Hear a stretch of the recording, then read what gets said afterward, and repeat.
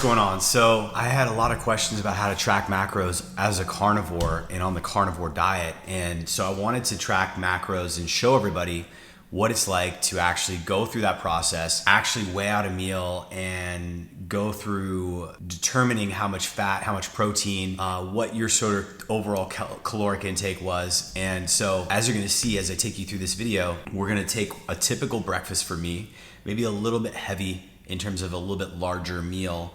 And we're gonna weigh out liver, we're gonna weigh out suet, we're gonna measure out duck yolks, chicken yolks. We're gonna also add in some short ribs that have been pre-cooked on a slow cook. And I'm gonna use the scale, walk through how to measure it, how to tare it, how to add it to the app, which I recorded on my phone, on my iPhone 10. We're going to go through the whole process. So, how would you track macros? Well, for me, I have a drawer down here right next to my kitchen. It's where I keep a lot of sort of knives and things like that. But one tool that I use that's phenomenal is called an Ozeri scale. And essentially what this does is it'll zero out whatever I put on here. So I'll show you here in a second how I'm gonna weigh the things. But if you have a scale, this is perfect. The other thing I have here is basically what you wanna do is you wanna get one of the apps that tracks your macros. I personally have been using for years MyFitnessPal. It's the one here in the blue. It's owned by Under Armour now. And if you open it up, it'll basically, if you've never been to that app, you'll have to go in and set up a profile, basically. And what the profile is essentially it is your body weight, your body composition, as well as your goals. So under the section of more, there's a section where you can go called My Profile. It's under Settings, under Profile. You can put in your username, your profile picture, your height, your gender, your date of birth, your location, and then your goals. In your goals, you can say starting weight, current weight, goal weight, your weekly goal if you want to gain, if you want to increase body mass, if you want to lose body mass. And it's got some pretty good things here. 1 pound a week, 1.5 pounds, 2 pounds a week if you want to lose that, gaining a pound a week, etc. Then under nutrition goals, you can also specify your macros, and that's where we look at the fat to protein to carb ratio. So in this case, you can come in here and click on this, and then you can change around your macros. These are essentially the macronutrients, the proteins, carbs, and fat intake that you want to take. So once you set that up, and you've got your profile with your age, your date of birth, your goals, your weight, and you set your nutrition goals up, which is kind of your macro target. Again, as a carnivore, we're looking for 70 to 80% fat. The rest would be protein and then little to no carbohydrates. So you're gonna set that up on the app, and then if you go back, you'll go to the home screen, and then here you see that it's zeroed out for the day. There's no food, there's no exercise. It shows you have I have 2,500 calories remaining. So if I select on that and I go add breakfast, I have items that I've searched for in the past. If you didn't have any items, so it becomes very easy once you use it a few times and you save your food items. But if you didn't have any of these items, you could search for them. For example, duck egg yolks, you could do chicken, you could do salmon. There's so many options. And actually what's really cool, kind of cool is if you have a bag of something, say for example, let me show you.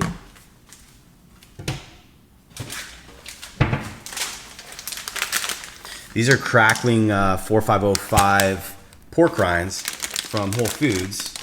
And so, every once in a while I get these and snack on these, although they're not the best for me. I will, if I had to add these and I didn't have the actual food item in my app, I would basically go add food, and then there's a barcode on the top, kind of next to the search button on the far corner here next to my thumb, where you can hit the barcode, and then it opens up your camera, and then that zooms in and it pulls up the actual product.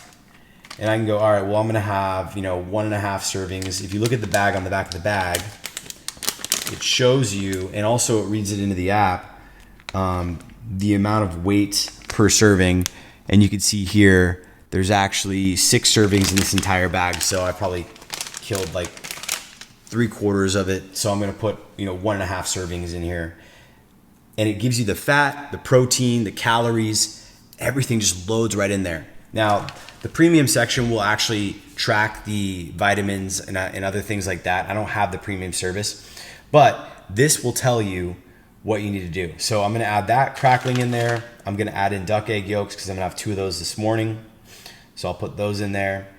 I'm going to also add in the chicken eggs, and let's see here if I can find them. Egg yolk raw only. I've got 2 of those. So now I've got all those items added in, and it shows that I have a 400 calorie intake at this moment. And so I'm going to add in some liver. So we'll go to the scale here and we'll look at the scale, and I'll show you what's going on there.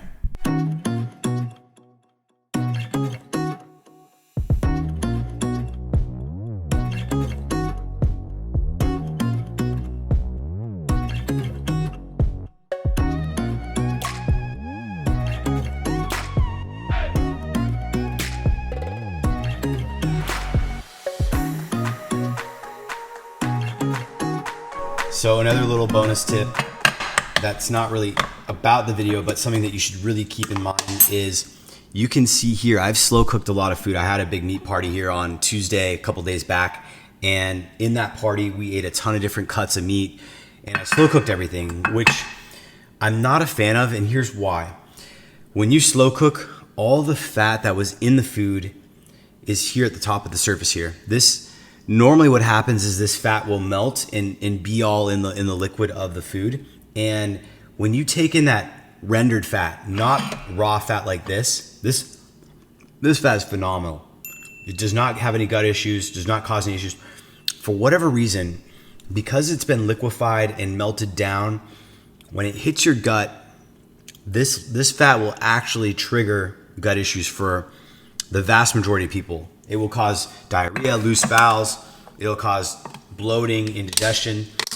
So what I do is when I have a slow cook, whenever I do, because there are things like tendons and some bones where slow cooking is really the only way to get to the actual collagen in meat, put in my fridge, and then the fat will basically float to the top because it's not water soluble, and I'll just scrape the top off of this, and that will help with taking care of that. So here we have some slow cooked beef short ribs. I'm going to actually take a bowl this time because you can see this item is so collagenous, and I didn't get quite all the fat off the top of this, but most of it's gone. So I should feel okay on this. So I'm gonna, again, take the scale and we're gonna tear it with the bowl on it so it zeroes out, as you can see there. And what we're gonna do here is we're gonna load in a lot of collagen, to be honest. There's a lot of glycine and collagen in there, and get some of this meat into that. We're getting really technical here. If you're being super technical, because I scraped all the fat off of this food here, the caloric density as well as the fat macro is gonna be lower. So keep that in mind. It's not 100% pure. That's another reason I don't like slow cooking. It's harder to track your macros accurately, and I think the more just like searing your meats in cold, keeping them cool and just kind of keeping them in that form is going to be optimal. But we're going to do about 300 grams here. I just have so much of this I got to eat, and there's a ton of collagen in there. So that's 311. Put that bone in there, it'll be 320, 340. So we're at 340. Now these were beef short ribs. So let's take this. This is 340 grams. So again, going into the app, add food. Short ribs, you can see beef short ribs raw. That's usually the one I pick. Now this one shows up with grams. Sometimes you'll see that they will only show up with ounces, and that's fine. On the scale, there's a button here on the side where you can actually just change it to units. You can see there's about 12 ounces of beef short ribs in here. There's a lot of fluid and juice in here, and we're not gonna eat the bones, and the fat was taken out, so it's really not quite that massive. But I'm going to put it at grams because I have an option there for grams, and we're going to do around the 4 servings here at 85 grams. So you can see here I'm at 339, 338. When you select the option on the phone, it will actually kind of do the math for you, And now if we go to our nutrition, we're at 71% fat, and probably less than that, to be honest, because of the amount of protein coming into this. So I might bump up my suet intake a little bit more and give myself 25 more grams of suet. But overall, this is pretty good. So there you have it. That is the fundamentals of macro tracking. Again, we're at 338 there, and we have basically put together our breakfast for the day. So if you've ever wanted to learn how to do the macro tracking, but you feel a little bit overwhelmed, almost everything I'm using is free. The scale was about $15 on Amazon, a new Zeri scale. You can get scales under 20 bucks that are high quality. They last forever. I have two of them, one for my office, one for my home. And that's about all you need. You just need a scale, and then you need to use a free app like MyFitnessPal or iTrackBites or one of the top iOS apps out there that will track your macro weight and just give you an idea. I walk through how to set up the app in the beginning, how to set your goals, how to put in your profile information, and then when we're done, you should have a pretty good understanding of how to track macros. Let me know what you think in the comments and the likes. If you made it this far, thanks a lot.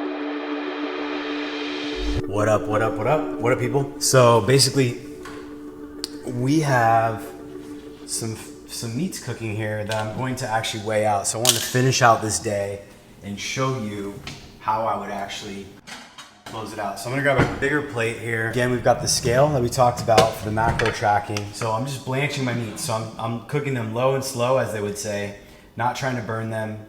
And I've got a short rib here. And now that the scale is empty, we're gonna basically put this on there. I'm guessing this could be like 200 grams. 138 grams. So 138 grams for the ribs. As you remember, we swipe into the MyFitnessPal app, load it up. It's got the day stored. I'm gonna go to my calories here. Going to add in dinner because I didn't do lunch. And what I'm going to do is grab in, basically I'm gonna put them in as beef short ribs because this is a unique type of rib. It's actually a hybrid Wagyu, but we're gonna call it that. And then I'm going to measure it out at 1 3/4. So once you save it, you can see it kind of shows you the total down here. So it's actually probably about 1 2/3. It's 141. That's about as close as it's going to be. So that puts that in there. We still have 900 calories to account for. I've got some chuck roast here, so I'm going to tear this.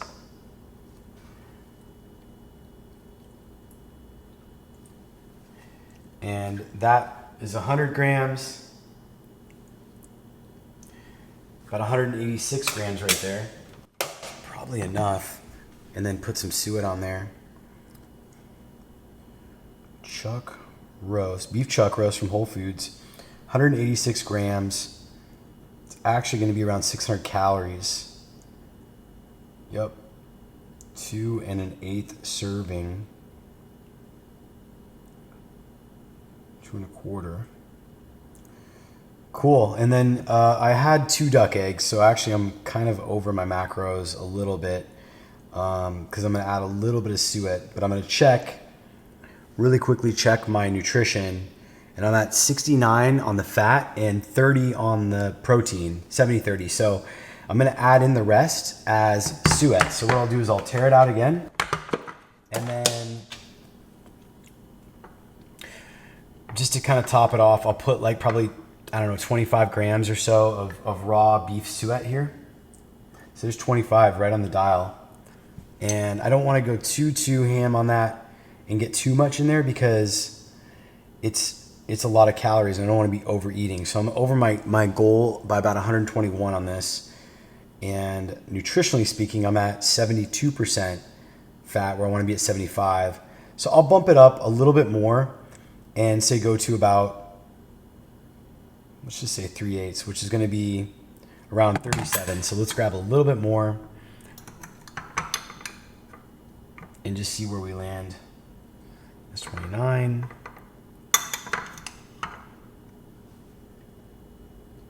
That's 35, 36, 37. So just to cheat a little bit, I'll put a little bit more in there. There we go. So we're good. So a little over our goal for the day, but pretty spot on. And that puts us at 73% fat. Not quite what I wanted, but pretty darn close. And that's a pretty good day of macros. So we're back. So I hope that was helpful. I hope you really got some value out of that. You learned how to track macros. If you have questions, comments, concerns, drop them down in the comment section.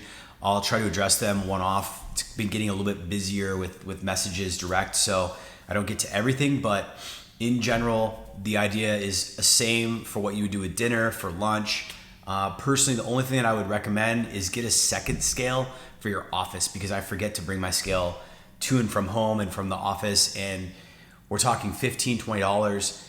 It can really make a massive difference in how you feel, how productive you are, if you're not overeating, if you actually measure out your macros, and if you actually hit your goals. So I found it very valuable. I think it's really helpful to do this, and especially when you're talking about making sure you're staying ketogenic and that you're getting enough fat in your diet, especially if you're new and you don't know the carnivore diet that well.